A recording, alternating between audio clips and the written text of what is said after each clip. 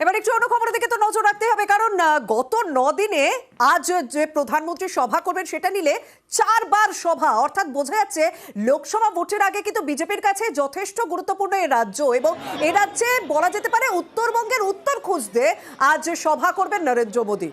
প্রধানমন্ত্রীর সরকারি কর্মসূচি অবশ্যই রয়েছে, বেশ কিছু প্রকল্পে তিনি ঘোষণা করবেন, তারপর একটি রাজনৈতিক সভা রয়েছে এবং উত্তরবঙ্গের এই সভা ঘিরে রাজ্য বিজেপি কর্মীদের মধ্যে যথেষ্ট একটা উত্তেজনা রয়েছে, কারণ এখান থেকে ঠিক কি বার্তা দেন, উত্তরবঙ্গের মানুষের জন্য আলাদা করে কোনো বার্তা দেন কিনা প্রধানমন্ত্রী, সেই দিকে তো প্রত্যেকেই নজর রেখেছেন। এবং আজকের এই সভা কাওয়াখালীতে, শিলিগুড়ির যে কাওয়াখালীতে, সেই কাওয়াখালীতে সভা স্বাভাবিকভাবে গুরুত্বপূর্ণ, এবং এই সভায় কারা উপস্থিত থাকবেন, কারা উপস্থিত থাকবেন না সেটাও কিন্তু আজ নজর করার মতো, কারণ যা জানা যাচ্ছে এই সভায় আজ সদ্য অবসরপ্রাপ্ত বিচারপতি অভিজিৎ গঙ্গোপাধ্যায় তিনিও উপস্থিত থাকবেন, কিন্তু কারা উপস্থিত থাকবে না সেদিকেও নজর রাখতে হবে। বিজেপি রাজ্য সভাপতি সুকান্ত মজুমদার এই কাওয়াখালীতে প্রধানমন্ত্রীর সভা নিয়ে কি বলেছেন একবার শুনে নেওয়া যাক। প্রস্তুতি সম্পূর্ণভাবে একদম কমপ্লিট। 500 জন ভলেন্টিয়ার রেডি আছে এবং আলিপুরদুয়ার, জলপাইগুড়ি থেকে কিছু লোক আসবেন, তারা অলরেডি রওনা হয়ে গেছেন মাননীয় প্রধানমন্ত্রীকে স্বাগত জানানোর জন্য। উত্তরবঙ্গে একটা সাজো রব এই মুহূর্তে। জন বাড়লে অনন্ত মহারাজরা আসছেন, হ্যাঁ সবাই আসবে, মানে একটা ঐক্যের ছবি দেখা যাবে, সবাই মঞ্চে আছে, ঐক্য আছে, ছবির ব্যাপার নেই, ঐক্য অরিজিনালি আছে। বিজেপির কাছে বরাবরই আমরা দেখেছিলাম এই রাজ্যের উত্তরবঙ্গ একটা শক্ত ঘাঁটি, কারণ গত লোকসভা ভোটের ফলের নিরিখে যদি দেখা যায় 8টি আসন রয়েছে, সে 8টি আসনের মধ্যে 7টাই বিজেপির দখলে গিয়েছিল, সেটা স্বাভাবিকভাবে নিজেদের অ্যাডভান্টেজ হিসেবে দেখছে দিলীপ ঘোষ। কি বলছেন শুনবো। প্রধানমন্ত্রী তো বলেই দিয়েছেন কি হবে, আগেই বলেছেন এটা নিয়ে চতুর্থবার আসছেন। নিঃসন্দেহে উত্তরবাংলা আমাদের একটা শক্ত ঘাঁটি, গতবার 8-এর মধ্যে 7 জিতেছিলাম, আমরা 8টা জেতার চেষ্টা করব। তো প্রধানমন্ত্রী ওখানে আসছেন, ওখানে প্রথম থেকে আমাদের ব্যাপক জনসমর্থন আছে, এতে ওখানকার কর্মীরা আরও উৎসাহিত হবে।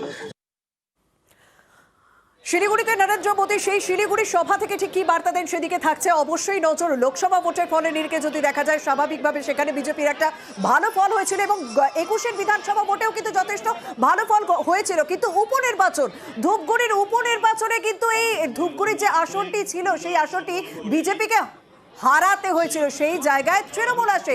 স্বাভাবিকভাবে এই মুহূর্তে দাঁড়িয়ে কতটা পায়ের তলার মাটি শক্ত রয়েছে বিজেপির কাছে সেই বিষয়টাই পরখ করে দেখে নেওয়ার, সেই জায়গা থেকে আজ প্রধানমন্ত্রী নরেন্দ্র মোদীর সভা যথেষ্ট গুরুত্বপূর্ণ।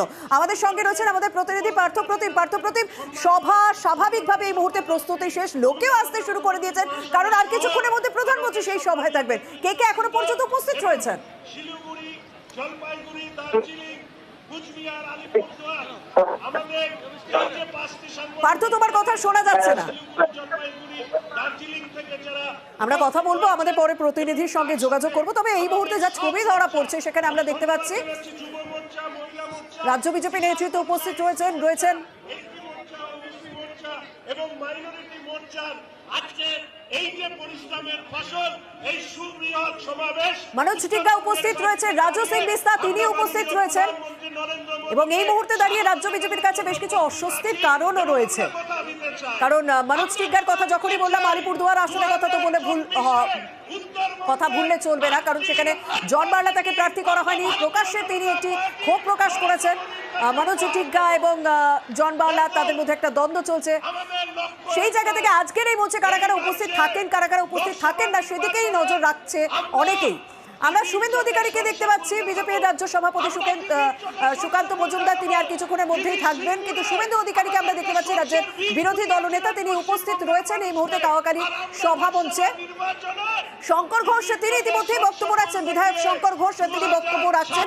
আমরা আবারও যোগাযোগ করেছি আমাদের প্রতিনিধি পার্থপ্রতিমের সঙ্গে। পার্থ, একটা বিশেষ করে বিষয় দেখার আজকে যে এই সভায় কারা কারা উপস্থিত থাকবেন, কারা কারা উপস্থিত থাকবেন না, আমরা দেখতে পাচ্ছি অভিজিৎ গঙ্গোপাধ্যায় তিনি উপস্থিত রয়েছেন, কৌস্তব বাগচি তিনি উপস্থিত রয়েছেন, যারা সদ্য বিজেপিতে যোগ দিয়েছেন তারা ইতিমধ্যেই এই কাওয়াখালী সভা মঞ্চে চলে এসেছেন।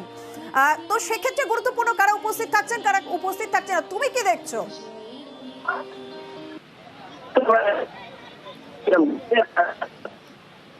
না, যোগাযোগ বিচ্ছিন্ন হচ্ছে, কথা বলা সম্ভব নয়, কারণ স্বাভাবিকভাবে নিরাপত্তার কারণে একটা জ্যামার থাকে, সেই কারণেই হয়তো প্রতিনিধির সঙ্গে কথা বলা সম্ভব হচ্ছে না। তবে আমরা ছবি দেখতে পাচ্ছি, আর আমি ঠিক যেমনটা জানাচ্ছিলাম যে অবসরপ্রাপ্ত বিচারপতি অভিজিৎ গঙ্গোপাধ্যায় তিনি আজ উপস্থিত থাকার কথা ছিলেন এবং সেই মতো তিনি পৌঁছেও গিয়েছেন এই মুহূর্তে শিলিগুড়ির সভায়। কিন্তু যখন তিনি বাগডোগরায় নামলেন, কি বললেন? তিনি বললেন প্রধানমন্ত্রীকে অনেক কথা বলার আছে। কি বলেছিলেন তখন শুনবো। রিগিংটাকে যদি আটকানো যায় তাহলে অসম্ভব ভালো রেজাল্ট হবে। তৃণমূল এমনকি মুছেও যেতে পারে। হ্যাঁ, হ্যাঁ মনে রেখেছি, কিন্তু সেটা তাকেই বলবো, যেহেতু এটা একটা 1:1 কমিউনিকেশন যদি হয়, যদি সম্ভব হয়, কি বলেন সম্ভব, তাই না? সেটা আমরা আবারও আমাদের প্রতিনিধি পার্থর সঙ্গে যোগাযোগ করেছি, দেখি কথা বলা সম্ভব হয় কিনা। পার্থ,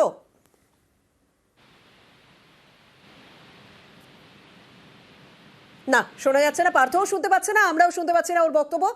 তবে সভা মঞ্চে আর কিছুক্ষণের মধ্যেই প্রধানমন্ত্রী নরেন্দ্র মোদী তিনি উপস্থিত থাকবেন, পৌঁছে যাবেন। আমরা সেই ছবিও আপনাদের সামনে তুলে ধরবো। প্রথমে অবশ্যই সরকারি প্রকল্পের ঘোষণা করবেন, বেশ কিছু কর্মসূচি রয়েছে, সরকারি কর্মসূচি রয়েছে, তারপর কিন্তু তিনি রাজনৈতিক সভা করবেন। তো সেক্ষেত্রে উত্তরবঙ্গের এই কাওয়াখালী সভা মঞ্চ থেকে কি বার্তা দেন, উত্তরবঙ্গের মানুষের জন্য আলাদা করে কোনো বার্তা দেন কি না, সেই বিষয়ের দিকে অবশ্যই নজর রাখা হচ্ছে। ডক্টর সুকান্ত মজুমদার মহাশয় এই সভায় উপস্থিত। আমরা দেখতে পাচ্ছি বিজেপি রাজ্য সভাপতি সুকান্ত মজুমদার তিনি অভিজিৎ গঙ্গোপাধ্যায়ের সঙ্গে কথা বলছেন, কারণ প্রথম থেকে একটা সম্ভাবনা আমরা জানিয়েছিলাম যে অভিজিৎ গঙ্গোপাধ্যায় তিনি তো উপস্থিত থাকবেনই এই সভা মঞ্চে। এই সভা মঞ্চ থেকে তিনি হয়তো প্রথম রাজনৈতিক বক্তব্য পেশ করতে পারেন, কোনো রাজনৈতিক সভা, প্রথমবার কোনো রাজনৈতিক সভায় যাচ্ছেন বিজেপিতে যোগ দেওয়ার পর অভিজিৎ গঙ্গোপাধ্যায়, তিনি এই সভা মঞ্চ থেকে রাজনৈতিক বার্তাও দিতে পারেন, এরকম একটা সম্ভাবনার খবরও পাওয়া যাচ্ছে। তো ঠিক কি বার্তা দেন? অন্যদিকে প্রধানমন্ত্রী নরেন্দ্র মোদী আলাদা করে উত্তরবঙ্গের মানুষের জন্য কি বার্তা দেন, সেদিকে অবশ্যই নজর রাখা হচ্ছে। আর কিছুক্ষণের মধ্যেই সভা মঞ্চে পৌঁছে যাবেন নরেন্দ্র মোদী। আমি সকল আমাদের এখানে ফার্মাসিউটিক্যাল ইন্ডাস্ট্রি চাই, উত্তরবঙ্গের জন্য ইন্ডাস্ট্রির জন্য ট্যাক্স ফ্রি জোন, আমরা এই দাবি তুলতে চাই, আমরা দাবি তুলতে চাই।